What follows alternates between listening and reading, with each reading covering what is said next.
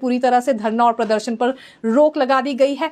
जिला दंडाधिकारी शिमला की ओर से इस पर पहले ही आदेश जारी हो चुके हैं। तो अब अगर धरना प्रदर्शन करना भी होगा तो कहां करेंगे, क्योंकि शिमला सिटी में जितने भी एरियाज हैं वो एक तरह से रेस्ट्रिक्ट कर दिए गए हैं। वहां ना नारेबाजी की जा सकती है और ना ही कोई प्रदर्शन किया जा सकता है। किसी भी तरह का विरोध किसी भी वर्ग की ओर से नहीं दर्शाया जा सकता है।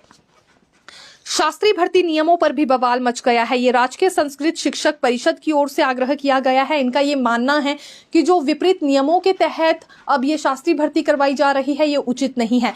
एनसीटीई की अधिसूचना में देखिए साफ तौर से ये कहा गया है कि स्नातक उपाधि ही अनिवार्य है और इन शिक्षकों का ये कहना है, जो कि संस्कृत शिक्षक परिषद संघ है, क्योंकि इसमें 3 गुट सामने आ गए हैं। तीनों संगठन अपनी अपनी ओर से कुछ अलग ही बात कह रहे हैं, जिस वजह से मामला और ज्यादा पेचीदा बनता जा रहा है।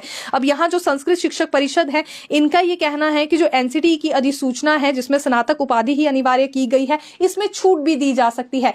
एनसीटीई इसीलिए बनी है ताकि गुणवत्ता बढ़ाई जा सके पढ़ाई में और भर्तियों में, लेकिन ऐसे में अगर छूट भी ली जा सके तो वो भी उचित रहेगा, क्योंकि पूर्व में भी ऐसा ही देखने में आया है कि एनसीटीई के साथ टाई अप कर लिया गया था यहां शिक्षा सचिव के कार्यालय की ओर से। उस वक्त भी पत्राचार्य व्यवहार बिल्कुल जारी देखने में आया था। तो एक बार फिर से वैसा ही स्टेप यहां पर शिक्षा सचिव को लेना चाहिए, यानी कि जो एनसीटीई की गाइडलाइंस है उसमें थोड़ा सा बदलाव करना चाहिए। इन नियमों के तहत ये भर्ती अगर होगी तो इनके साथ फिर अन्याय हो जाएगा, ये बात इन्होंने कह दी है। दूसरी बड़ी बात यह है कि ये टीजीटी पदनाम लेने पर अभी भी अड़े हुए हैं। इनका कहना है कि टीजीटी पदनाम हमने जरूर मांगा था, लेकिन ये नहीं कहा था कि भर्ती नियमों के साथ छेड़छाड़ की जाए। टीजीटी नियम जबरन इन पर थोपे जा रहे हैं, ये उचित नहीं है। पुराने भर्ती नियम जैसे थे उसी के अनुसार ये भर्तियां होनी चाहिए, इसमें कोई बदलाव नहीं किया जाए और जल्द से जल्द शास्त्री बैच वाइज आधार पर भी भर्ती होनी चाहिए और शास्त्री में ही कमीशन आधार पर भी भर्तियां करवाई जाए। ये काफी पेचीदा सा मामला हो गया है। 3 गुट अलग अलग सामने आ रहे हैं।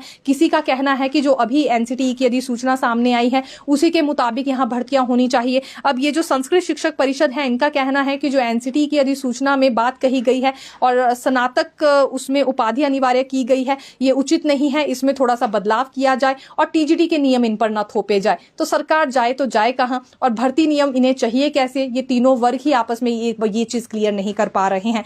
तो पूरी तरह से इसमें कंफ्यूजन बनी हुई है। साफ तौर पर ये भी अपना वक्तव्य नहीं रख पा रहे हैं और सरकार की ओर से भी फिलहाल इसमें किसी तरह का कोई रिएक्शन सामने नहीं आ रहा है।